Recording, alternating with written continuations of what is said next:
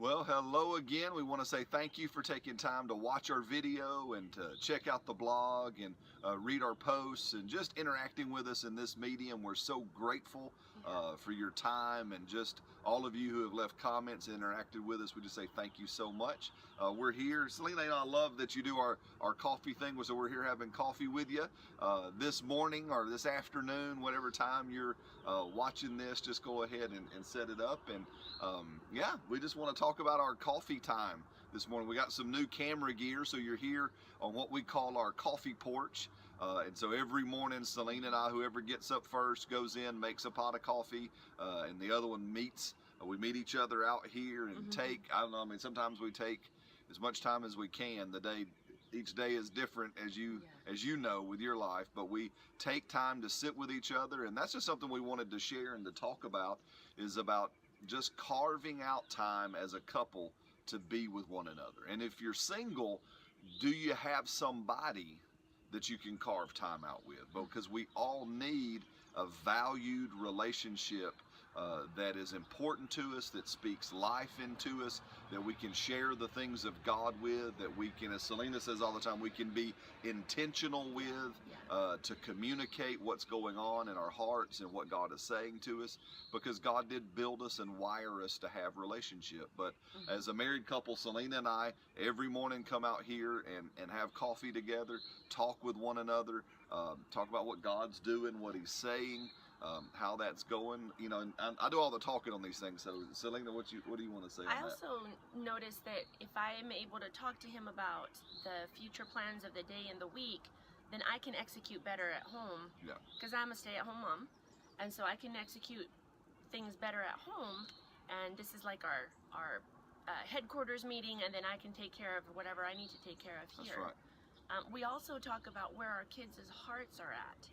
Yeah. You know, just anything that's come up, not necessarily just behavior stuff, because that changes from day to day, but when you really just get down to it, it's where's so-and-so's heart? That's right. Have they been responding to Yes. whatever it is we've been talking about to them?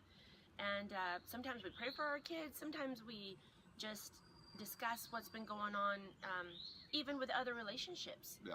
Totally. You know, hey, did you talk to so-and-so? Are they doing better? You know, just so that we can connect. Yeah, because we've seen so many times in helping marriages and couples, you know, that, you know, we get busy as it happens in life, and life gets full, and you get going in the day's things, and next thing you know, it's 20 years later, the kids are all grown, and you look at each other and go, Who are you? Who are you? I don't know if I know who you are anymore. And you know, there's two times that divorce seems to be prevalent. It's in the 7th year, and it's in the 28th year. And some of the reasons they say why so late, you know, everybody says, wow, after 20 something years of marriage, how in the world is it that couple divorced? Well, over those 20 years, they just lost touch. Yeah. They just disconnected in the busyness of life. And so you really, again, you'll hear me say a lot about why we do what we do, but Selena really does ask the question, are we being intentional? Are we being If this is what we want, have we crafted something, some kind of a routine to make sure that happens? That's right. Because that's important.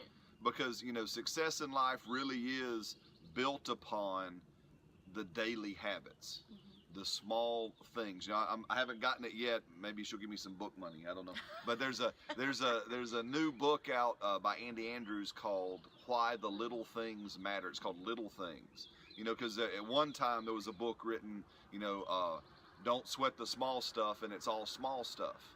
But I like Andy Andrews' thoughts on this. He says, no, you really do have to sweat the small stuff, because the small stuff is what matters, because life is way more full of small things than it is the big things. The big things are great, and I understand what the previous author in that other book about we don't want to worry about anything ever. We don't want to worry about little stuff, and we don't want to worry about big stuff, because Jesus said don't worry about anything.